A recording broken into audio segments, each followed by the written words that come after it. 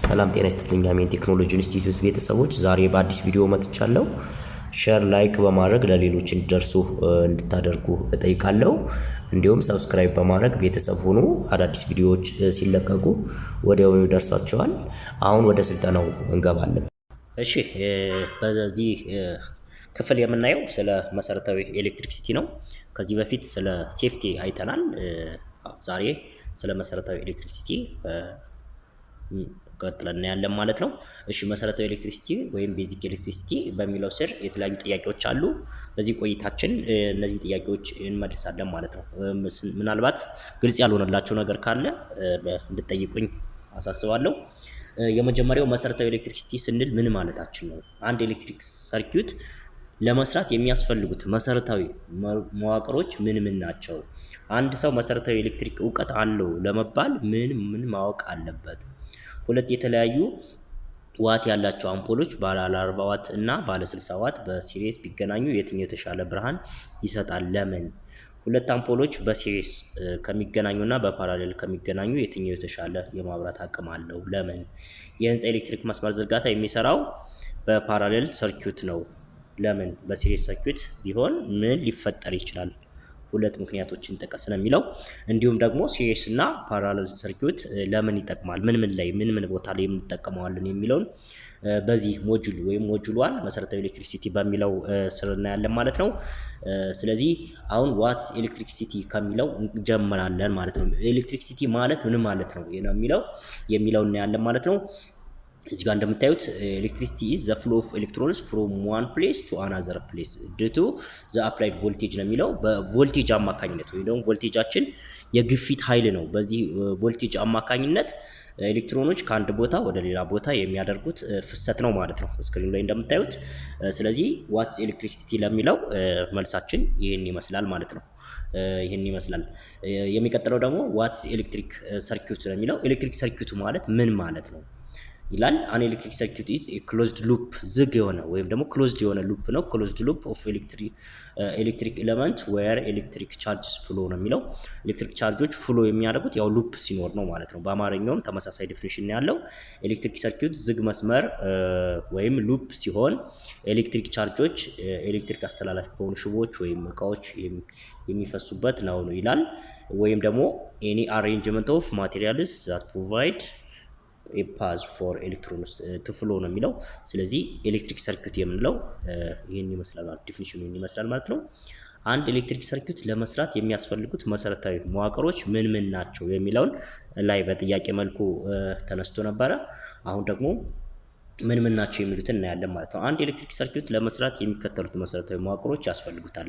ምክንያቱም አንድ ሰርኪዩት ግዴታ እነዚህ ነገሮች ከሌሉ ፋንክሽናል አይደለም ወይም ደግሞ አይሰራም ማለት ነው። ሌሎች ተጨማሪ ነገሮች ሊኖሩ ይችላሉ። እነሱ ግን ለመስራቱና ላለመስራቱ ሳይሆን እንደ ተጨማሪ ለምሳሌ እንደ ስዊች ምናምን ያሉ ነገሮችን እናያለን በቀጣይ ማለት ነው።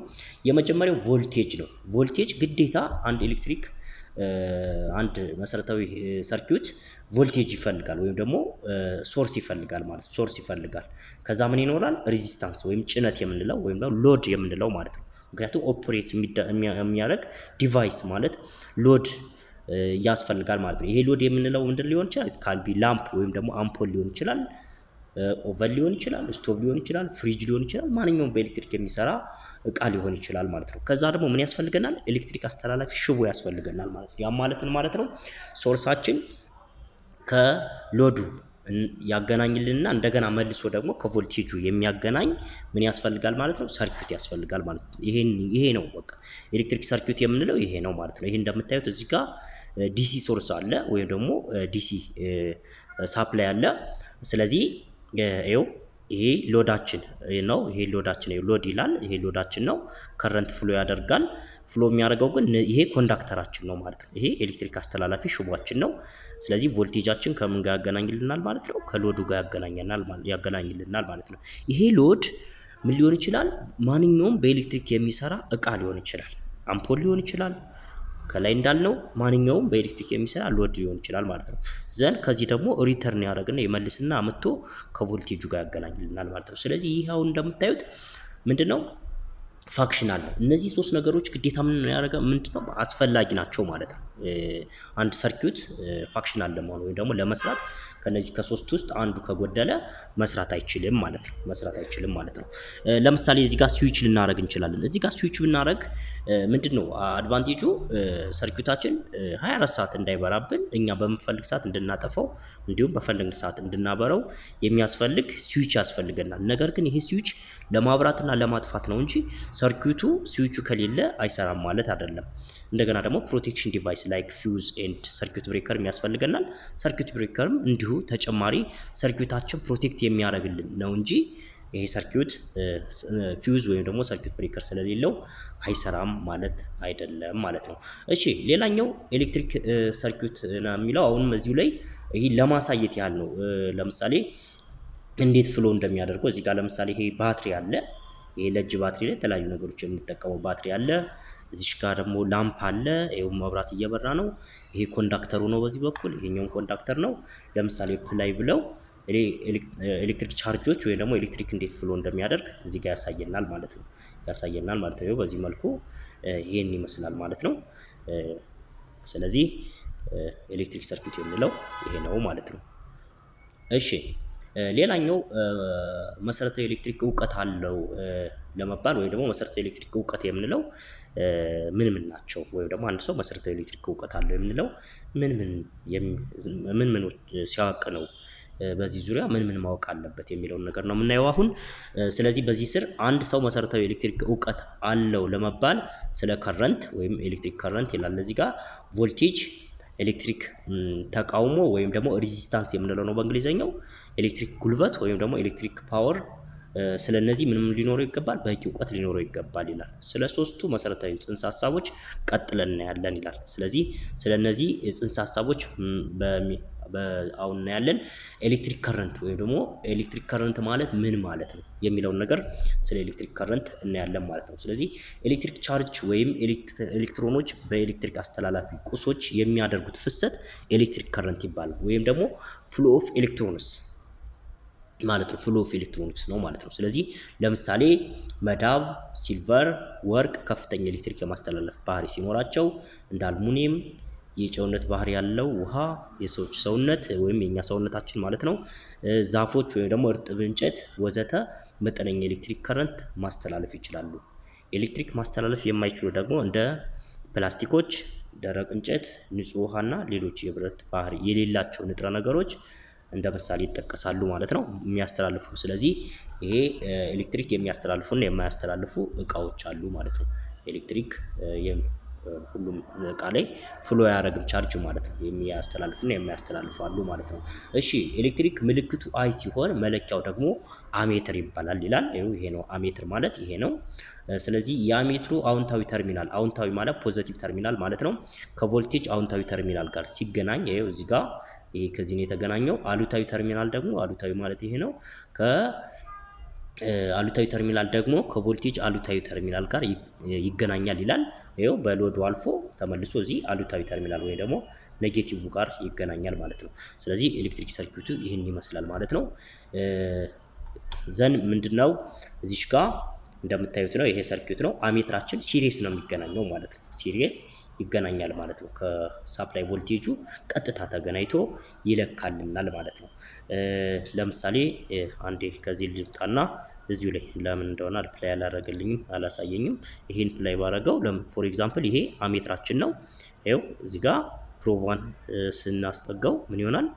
መብራቱ ይበራል ማለት ነው። በዚህ ስራ አልፎ እንትኑም ይለካልናል ማለት ነው። እዚህ ጋር እየለካልን ነው። ስለዚህ በዚህ መልኩ ነው ማለት ነው። ይሄን ነው ለመግለጽ የፈለገው። እሺ ስለዚህ ምንድነው ኤሌክትሪክ ከረንት አሁንም ኤሲ እና ዲሲ ወይም ደግሞ ዳይሬክት ከረንት የማይለዋወጥ ዋጋ ያለው ነው። ኤሲ ወይም ደግሞ ኦልተርኔት ከረንት ተለዋጭ ዋጋ ያለው ሊሆን ይችላል ማለት ነው። ዲሲ እና ኤሲ ብለን በሁለት ልንከፍለው እንችላለን ማለት ነው። እሺ ሌላኛው እንግዲህ ቮልቴጅ ነው። ቮልቴጅ ማለት ዋናው ኤሌክትሪክ ፍሎ እንዲያደርግ መሰረቱ ምንድነው ማለት ነው? ቮልቴጅ ነው ማለት ነው። ቮልቴጅ ነው ማለት ስለዚህ በኤሌክትሪክ ቻርጅ የግፊት ኃይል የሚፈጠር ልዩነት ነው ይላል። ምልክቱ ቪ ሲሆን መለኪያው ደግሞ ቮልት ሜትር ይባላል ማለት ነው። የከረንት ምን ነበር ያለው? አሜትር ነው። የዚህ ደግሞ ቮልት ሜትር ነው ማለት ነው። ቮልት ሜትራችን ግን ኮኔክት የምናደርገው እንዴት ነው? ከሎዳችን ፓራለል ወይ ደግሞ ከሶርስ ቮልቴጁ ፓራሌል ነው የምናደርገው ማለት ነው። ስለዚህ ባትሪ አለ እዚህ ጋር ሶርሳችን ነው ይሄን ቮልቴጅ የምንለው ዘን ከረንት በዚህ ፍሎ ያደርጋል እዚህ ጋር ደግሞ ምን ይሆናል ማለት ነው ቮልቴጅ እንትናችን ይለካልናል ማለት ነው። ሰርኪዩት ነው የቮልቴጁን መጠን ፓራሌሊ ይለካልናል ማለት ነው። እዚህ ላይ ምን ያህል ቮልቴጅ ድሮፕ ሆኗል የሚለው ነው የሚለካልን። እዚህ ጋር ስናይ ደግሞ ይሄው እንደምናየው ነው 12 ይላል ይሄ ባትሪ ነው። ስለዚህ ፓራሌሊ ስንለካው እዚህ ጋር ዋጋውን እናገኛለን ማለት ነው። ከላይ ደግሞ ይችኛው ሰርኪዩት ደግሞ ከላይ ያለውን የቮልቴጁን እና የከረንቱን አንድ ላይ ለምሳሌ ይሄ ቮልት ሜትር ነው ይሄኛው አሜትር ነው እንደምታዩት ይሄኛው ሲሪየስ ነው ይሄው ሲሪየስ ነው ኮኔክት የተደረገው ይሄኛው ደግሞ በፓራሌል ነው እንትን ኮኔክት ያደረግነው ማለት ነው። ይቺ ሎር ነች እዚህ ጋር ሶርሳችን ቮልቴጃችን አለ ሁለቱ እንዴት ኮኔክት እንደሚደረጉ ወይ ደግሞ ልዩነታቸውን ለማሳየት የተቀመጠ ነው ማለት ነው። እሺ ሁለት አይነት የቮልቴጅ አይነቶች አሉ ለሚለው አዎ ሁለት አይነት ቮልቴጆች አሉ እሱም ዲሲ ቮልቴጅ እና ኤሲ ቮልቴጅ የምንለው ሁለት አይነት ቮልቴጅ አለ ማለት ነው። እሺ እንግዲህ ዲሲ ቮልቴጅ ወይም ኤሲ ቮልቴጅ ሁለት አይነት የምንላቸው ዲሲ ቮልቴጅ የምንለው ምንድነው የማይለዋወጥ ወይም ቋሚ የሆነ ዋጋ አለው እንደገና የምናገኘውም ከባትሪ ለምሳሌ የተለያዩ ባትሪዎች አሉ ፎር ኤግዛምፕል የእጅ ባትሪ አለ የሰዓት ባትሪ አለ የስልክ ባትሪ አለ የመኪና ባትሪ አለ ከነዚህ ባትሪ ወይም ደግሞ ከፀሐይ ብርሃን ለምሳሌ እንደ ሶላር እዚህ ጋር እንደምታዩት ከሶላር ልናገኘው እንችላለን ማለት ነው። እዚህ ጋር የምናያቸው የተለያዩ አይነት ባትሪዎች ነው ከነዚህ ምን እናገኛለን ማለት ነው ዲሲ ቮልቴጅን ልናገኝ እንችላለን ማለት ነው። ዲሲ ቮልቴጅን ከነዚህ ማግኘት እንችላለን ማለት ነው። እሺ ስለዚህ ሞባይል ስልኮች ላፕቶፖች ወዘተ የሚጠቀሙት ይህንን ቮልቴጅ ነው ይላል ዲሲ ቮልቴጅ ማለት ኤሌክትሮኒክሶች አብዛኛው የሚጠቀሙት ምንድነው ዲሲ ቮልቴጅ ነው ማለት ነው።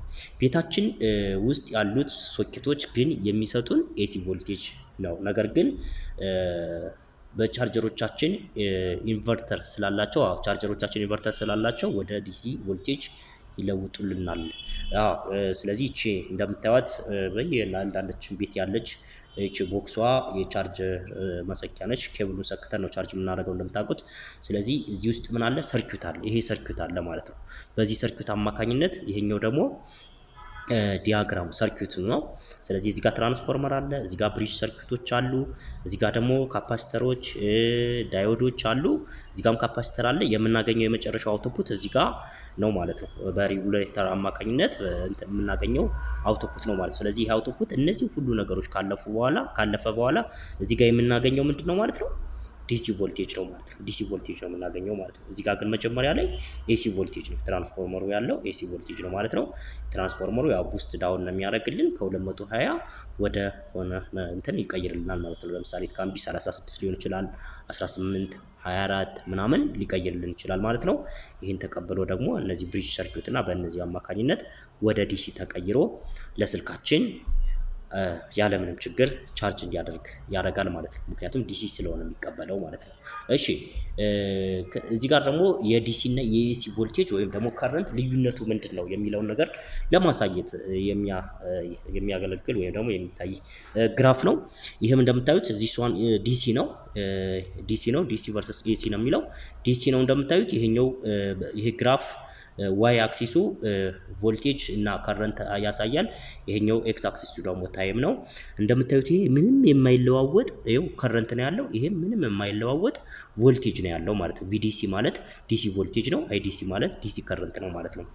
እዚህ ጋር ግን ስንመጣ ሲንግል ሆኖ ምንድነው የሚለዋወጥ ነው። ለምሳሌ ይሄው ቮልቴጁ አሁንም እዚህ ጋር አረንጓዴ ነው በአረንጓዴዋ ስናየው ምን ያደርጋል ቫሪ ያደርጋል በታይም አማካኝነት ቫሪ ያደርጋል። ለምሳሌ ታይሙ እዚህ ከዜሮ እስከ ፈለግነው ኢንፊኒቲ ታይም ድረስ ስንሄድ ምንድነው ዋጋቸው አይለዋወጥም ማለት ነው። ይሄ ግን በሰዓት ዲፔንድ ሆኖ ይለዋወጣል ማለት ነው። በሰዓቱ አንዴ ፖዚቲቭ ላይ ፒክ ይደርሳል አንዴ ኔጌቲቭ ላይ ፒክ ይደርሳል ሌላ ጊዜ ደግሞ ዜሮ ላይ ይሆናል ማለት ነው። በዚህ መልኩ ነው ማለት ነው።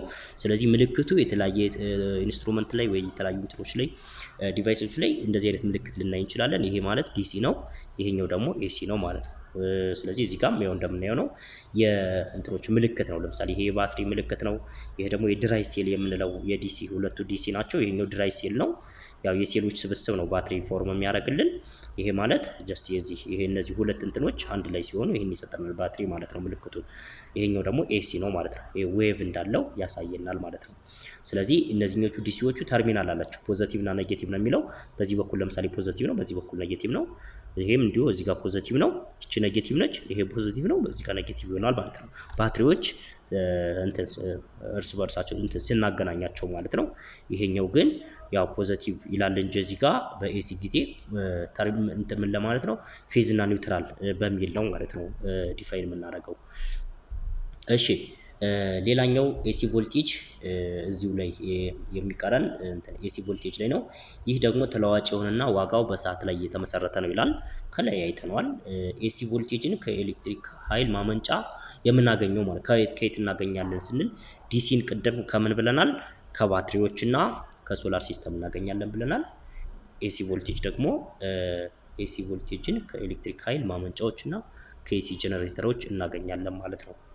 እሺ ስለዚህ ይህን የምናገኘው ከኤሌክትሪክ ኃይል ማመንጫዎች ለምሳሌ ይሄን የምታዩት የአባይ ግድብ ነው። ይሄኛው ደግሞ ኤሲ ጀነሬተር የምንለው ነው ማለት ነው። ከነዚህ ነገሮች ምን እናገኛለን ማለት ነው? ይሄን ሶርስ እናገኛለን ማለት ነው። ወይም ደግሞ ኤሲ ሶርስን እናገኛለን ማለት ነው። እሺ ኤሲ ቮልቴጅ ነጠላ ፌዝ እና ባለ 3 ፌዝ ተብሎ በሁለት ይከፈላል። ሲንግል ፌዝ እና ስሪ ፌዝ የምንለው ማለት ነው። ነጠላ ፌዝ ወይም ሲንግል ፌዝ ሁለት ገመድ ሲኖረው አንዱ እሳት ወይም ሆት ላይን ወይ ደግሞ ፌዝ የምንለው ሲሆን ሁለተኛው ደግሞ ኒውትራል የምንለው ነው ማለት ነው። ስለዚህ የኤሌክትሪክ ኃይል የለውም ነው የሚለው። ኒውትራሉ ያው የለውም ዜሮ ነው፣ ዜሮ ቮልቴጅ ነው። ይሄኛው ግን ቮልቴጅ አለው ማለት ነው። ይሄ እንደምን ነው የሚያገለግለው? ከሎዱ ወደ ቮልቴጁ እንደ ሪተርን ፓስ ነው የሚያገለግለን ማለት ነው። በእኛ ሀገር ስታንዳርድ ያው 220 በ50 ሄርዝ ሲሆን ስታንዳርዱ በሲንግል ፌዝ ጊዜ ማለት ነው። 10% ነው እንግዲህ ፕላስ እና ማይነስ የሚለው አክቹአሊ በእንትኑ መሰረት 10% ነው ፕላስ እና ማይነስ የሚለው ግን ሪል እንትን ላይ ስትሰሩ ፕራክቲካል ላይ 20% ድረስ ማይነስ ላይ አድርጎ ልታገኙ ትችላላችሁ። ስለዚህ 10% ፕላስ ከሆነና 20% ማይነስ ከሆነ ቶለራንስ ነው ስላለው ዋጋው በቮልት ሜትር ስንለካው የምናገኘው ዋጋ ይላልና በዚህ መሰረት ስትሰሩት 220ን በዚህ አባስታችሁ ስትቀንሱትና ስትደምሩት ከ176 ከ242 ይሆናል ማለት ነው። ሚኒመሙ ይሄ ነው፣ ማክሲመሙ ይሄን ልታገኙ ትችላላችሁ ማለት ነው። ከዚህ ውጭ የሆነ ግን ጤነኛ ቮልቴጅ አይደለም ማለት ነው። ስለዚህ ልክ አይደለም ማለት ነው። ለምሳሌ 160 150 እና ከዚህ በታች ብናገኝ ልክ አይደለም ማለት ነው። ቮልቴጁ የወረደ ቮልቴጅ ነው። በትክክል እቃዎች ኦፕሬት ሊያደርጉልን አይችሉም ማለት ነው። ባለ 3 ፌዝ 3 ፌዝ ደግሞ ባለ 4 ገመድ ሲሆን ሶስቱ ገመዶች እሳት ወይም ደግሞ ፌዝ የምንላቸው አርኤስቲ የምንላቸው ሲሆን አንደኛው ግን ኒውትራል ነው ማለት ነው። ኒውትራል ነው ማለት ነው። በነገራችን ላይ በሚቀጥለው እንትን በደንብ እናየዋለን። ስለዚህ ሶስቱ ፌዝ ሲሆኑ አንዱ ኒውትራል ነው። እኛ ራሳችን ደግሞ ፕሮቴክቲቭ እርዝ እንሰራለትና በ5 ገመድ ይኖረዋል ማለት ነው። ሲንግል ፌዙ ላይ ግን ፌዝ ኒውትራል እና አንድ ተጨማሪ ደግሞ እኛ ግራውንድ ስንሰራለት 3 ላይን ይኖረዋል ማለት ነው። በእኛ ሀገር ስታንዳርድ እንግዲህ 380 ቮልቴጅ በ50 ሄርዝ ሲሆን ስንለካው ከ380 10% ከፍና ዝቅ ሊል ይችላል ነው። ይህም የታወቀ ነው። ለህይወታችን በጣም አደገኛ ስለሆነ ልንጠነቀቅ ይገባል ነው። ምንም ጥያቄ የለውም። ጥንቃቄ በጣም ያስፈልጋል ማለት ነው። እሺ ሲንግል ፌዝ እና ስሪ ፌዝ በተወሰነ ደረጃ ለማነጻጸር ነው እነዚህ ፒክቸሮች የሚያሳዩት። ስለዚህ ሲንግል ፌዝ የምንለው ይሄ ነው። ይሄኛው ደግሞ ስሪ ፌዝ ነው ማለት ነው። 3 ፌዞች ናቸው። ስለዚህ ይሄ ሲንግል ፌዝ ምንድነው? ያው አንድ ፒክ ላይ ይደርሳል። ከዛ ዜሮ ዘን የመጨረሻ ወደ ታች ፒክ ደረሰ። የከፍተኛው እዚህ ጋር እያለ በዚህ አማካኝነት ምን ያደርጋል ማለት ነው? አንዴ አፕ አንዴ ዳውን እያለ በዚህ መሰረት ምን አለው ማለት ነው? ፍሪኩዌንሲ ያለው ማለት ነው። ይሄኛውም ልክ አርኤስቲ የምንላቸው እነዚህ ሶስቱ ናቸው። ዘን በእያንዳንዱ ፌዝ ለልዩነት 120 ዲግሪ አለው ማለት ነው። ይሄ ባላንስድ በሚሆን ጊዜ ይሄ ይኖረዋል። ስለዚህ ይሄ ለምሳሌ ይሄ እዚህ ጋር ሲሆን አንዴ ታች አንዴ ላይ ነው የሚሆን። ይሄኛው ግን አንዱ ታች ቢሆን አንዱ ላይ አለ። ስለዚህ ይሄ እቃዎቻችን በጣም እንትና ይሄ የእንትን የመስራት ነገር ለምሳሌ በፍሪኩዌንሲው እንትን በሚል ጊዜ የመንቀጥቀጥ እና ባላንስ ያለ መሆን ነገር እዚህ ላይ ይታያል። ስሪ ፌዙ ላይ ግን ይሄ ነገር አይኖርም ማለት ነው። እሺ ከላይ ያልነውን ነገር እንትን ቼክ ስናደርግ ምንድነው ለምሳሌ ይሄን ስታር ኮኔክሽን ብንወስድ ይሄ አርኤስቲ የሚለው ነው። አርኤስቲ ወይ ደግሞ አርዋይፒ ልንለው እንችላለን፣ ኤቢሲም ልንለው እንችላለን። ይሄ ምንም ችግር የለውም። ፌዝ 1 ፌዝ 2 ፌዝ 3 የምንላቸው ማለት ነው። እዚህ ጋር እቺ ኮመን ፖይንቷን ምን እንላታለን? ኒውትራል እንለዋለን ማለት ነው። ኒውትራል ይሆናል። 0 ቮልት ነው ያለው። ስለዚህ ከፌዝ ቱ ፌዝ ከዚህ ፌዝ እዚህ ፌዝ ስንለካ 380 ቮልት እናገኛለን። ከዚህ እዚህ ስንለካ 300 እናገኛለን። ከዚህ እዚህም 300 እናገኛለን ማለት ነው። ነገር ግን ይችን ስንት እናገኛለን ማለት ነው? ከዚህ ከኒውትራል ፌዝ ስንለካ 220 ነው የምናገኘው። ከዚህ እዚህም ብንለካ 220 ነው። ከዚህ እዚህም ብንመጣ 220 እናገኛለን ማለት ነው። 220 እናገኛለን ማለት ነው። ስለዚህ ይህን ይመስላል ማለት ነው። እሺ ሌላኛው ሬዚስታንስ ነው። ሬዚስታንስ በኤሌክትሪክ አስተላላፊ ቁሶች ውስጥ የኤሌክትሮኖችን እንቅስቃሴ የሚያግድ ወይም የሚቃወም ነው። ኤሌክትሪክ እንደፈለገ ፍሎ እንዳያደርግ የሚቃወም ነው እንግዲህ ሬዚስታንስ ወይም ሎድ የምንለው ማለት ነው። እንግዲህ ይሄ ማለት መጀመሪያ ላይ እንዳልነው ምን ሊሆን ይችላል? አምፖሎች ሊሆኑ ይችላሉ፣ ስቶቮች ሊሆኑ ይችላሉ፣ ኦቨኖች ሊሆኑ ይችላሉ፣ ማንኛውም ነገር ሊሆን ይችላል ማለት ነው። ስለዚህ በኤሌክትሪክ አስተላላፊ ቁሶች ውስጥ የኤሌክትሮኖችን እንቅስቃሴ የሚያግድ ወይም የሚቃወም ነው ዲፊኒሽኑ። ምልክቱ አር ሲሆን መለኪያ መሳሪያው ደግሞ ኦሜትር ይባላል ማለት ነው። ይሄ ኦሜትር ነው እንደምታዩት እየለካ ነው። ሬዚስታንስ ቫልዩን ለካ። ይሄን ሬዚስተር ዜን ይመጣል። ይሄው ስንለቀው ምን ይሆናል ማለት ነው? ይሄው በዚህ መልኩ እያደረግን እንለካለን ማለት ነው። አንደኛው ዲጂታሉ ነው፣ ይሄ ዲጂታሉ ነው፣ ይሄኛው አናሎግ ነው ማለት ነው። አናሎግ ነው ማለት ነው። ስለዚህ ይሄን ይመስላል ማለት ነው። እንዴት እንደምንለካም በዚህ አጋጣሚ እያየን ነው ማለት ነው። እሺ ቁሶች ወይም ሳብስታንስ ኤሌክትሪክ የመቃወም ባህሪያቸውን መሰረት በማድረግ በሶስት ይከፈላሉ። ስለዚህ ኮንዳክተር የመጀመሪያው ኮንዳክተር ነው። ዝቅተኛ የኤሌክትሪክ የመቃወም ባህሪ ያለውና እጅግ በጣም ጥሩ ኤሌክትሪክ ማስተላለፍ የሚችል ነው። ስለዚህ ከነዚህም ውስጥ ለምሳሌ እንደ ሲልቨር፣ ጎልድ፣ ኮፐር፣ አልሙኒየም፣ ስቲል፣ አይረን፣ ሲወተር እና የመሳሰሉትን ነው እዚህ ጋር የምናየው። ለምሳሌ ኮፐርን ብንወስድ በአሁኑ ሰዓት ኤሌክትሪክ ዋየር የሚሰራው ከኮፐር ነው ማለት ነው። ከኮፐር ነው በዋናነት የሚሰራው። ከአልሙኒየምም አንዳንዴ ሊሰራ ይችላል፣ ግን ኤፊሺየንሲው ያን ያህል ስለሆነ ኮፐር በጣም ተመራጭ ነው ማለት ነው። ስለዚህ ኤሌክትሪክ ዋየሮች ከኮፐር ነው የሚሰሩት ማለት ነው። ከኮፐር ነው የሚሰሩት። እሺ ሌላኛው ሰሚኮንዳክተር ነው። ሰሚኮንዳክተር ከፍተኛ ኤሌክትሪክ የመቃወም ባህሪ ያለውና በከፊል የሚያስተላልፍ ነው። ከነዚህም ውስጥ እንደ ምሳሌ የሚጠቀሱት እንደነ ጀርማኒየም፣ ሲሊከን፣ ፎስፈረስ፣ አንቲሞኒ እና ሌሎችም ይጠቀሳሉ ማለት ነው። ስለዚህ እነዚህ ደግሞ ምንድነው ከፊል አስተላላፊ የምንላቸው ናቸው ማለት ነው። ሶስተኛው ኢንሱሌተር ነው። እጅግ ከፍተኛ ኤሌክትሪክ የመቃወም ባህሪ ያለውና ኤሌክትሪክ የማያስተላልፍ ነው። ስለዚህ ኤሌክትሪክ አያስተላልፍም ማለት ነው ይሄ ኤሌመንት። ስለዚህ ከነዚህም ውስጥ እንደ ራበር፣ ግላስ፣ ፒውር ዋተር፣ ኦይል፣ ኤር፣ ድራይውድ፣ ድራይ ኮተን፣ ፕላስቲክ፣ ፋይበር ግላስ እና ሌሎችም ይካተታሉ ማለት ነው። እነዚህ ምንድናቸው ማለት ነው? ኢንሱሌተር ናቸው ማለት ነው። ማስተላለፍ አይችሉም። እሺ አራተኛው እንግዲህ እስካሁን ካየናቸው ከረንት አይተናል፣ ቮልቴጅ አይተናል፣ ሬዚስታንስ አይተናል። ሌላኛው ደግሞ ከረንት እና ቮልቴጅን በማባዛት የምናገኛቸው ምንድነው ሌሎች ተርሞች አሉ ማለት ነው። ከነዚህ ውስጥ ኤሌክትሪክ ኢነርጂ ኤንድ ኤሌክትሪክ ፓወር ነው የሚለው። አሁን ያው እነዚህ ነገሮች ነው የምናየው። ስለዚህ ኤሌክትሪክ ኃይል ወይም ደግሞ ኤሌክትሪክ ኢነርጂ የምንለው ምልክቱ ኢ ሲሆን መለኪያው ደግሞ ጁል ነው ማለት ነው። ስለዚህ የምናገኘው ቮልቴጅ እና ከረንት በጊዜ ሲባዙ ነው የምናገኘው ማለት ነው። ሌላኛው ኤሌክትሪክ ጉልበት ነው። ኤሌክትሪክ ፓወር የምንለው ነው ማለት ነው። ይሄ በጣም ወሳኝ ነው። ስለዚህ ምን ያህል ኤሌክትሪክ ጉልበት በሰዓት እንደተጠቀምን የሚያሳይ የኤሌክትሪክ መጠን ነው የምንለው ብለን ዲፋይን ማድረግ እንችላለን። ምልክቱ ፒ ሲሆን መለኪያው ጁል ወይም ጁል ፐር ሰከንድ ወይም ደግሞ ዋት ነው ማለት ነው። ከሰዓት ወይም ከጊዜ ጋር ያለው ዝምድና ደግሞ በዚህ መልኩ ነው ማለት ነው። ያ ማለት ኢነርጂ ኦቨር ቲ ነው ማለት ነው። ፓወር ኢኳልስ ቱ ኢነርጂ ኦቨር ሲካፈል ለታይም ነው ማለት ነው። ስለዚህ ይሄን ይመስላል ማለት ነው። አሁን ስለ ኦምስ ሎው እናያለን ማለት ነው። የከረንት የቮልቴጅ እና የሬዚስታንስ ዝምድና ምን ይመስላል የሚለውን ኦምስ ሎው እናያለን ማለት ነው። ያው እነዚህ ላይ እንደምታዩት ኦምስ ሎው ፓወር አለ፣ ቮልቴጅ አለ፣ ሬዚስታንስ አለ፣ ከረንት አለ። እስካሁን ያየናቸው ተርሞች ናቸው እነዚህ።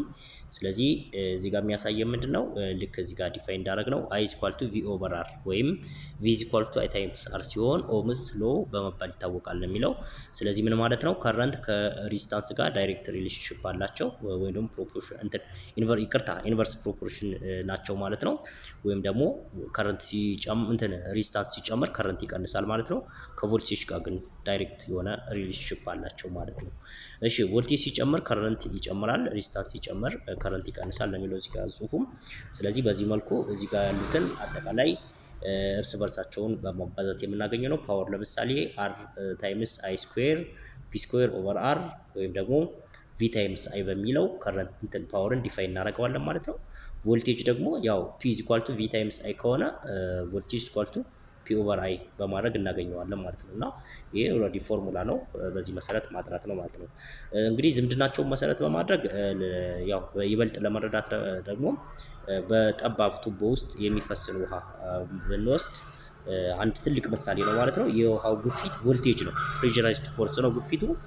ሌላኛው ደግሞ የሚፈሰው ውሃ ወይም ኤሌክትሪክ ከረንት እንለዋለን ማለት ነው። የሚፈሰውን ውሃ እንደ ኤሌክትሪክ ከረንት መውሰድ እንችላለን ማለት ነው። ሌላኛው ደግሞ ውሃው እንደፈለገ እንዳይፈስ የሚከለክለው ወይም ደግሞ መስመሩን ጠብቆ እንዲፈስ የሚያደርገው እንደ ሬዚስታንስ ልንወስደው እንችላለን ማለት ነው፣ ልናየው እንችላለን ማለት ነው። ስለዚህ ዛሬ ስልጠናችን ይህን ይመስላል። ጥያቄ ካላችሁ ኮሜንት ላይ ጻፉልን። ስለምትከታተሉ እናመሰግናለን። መልካም ምሽት።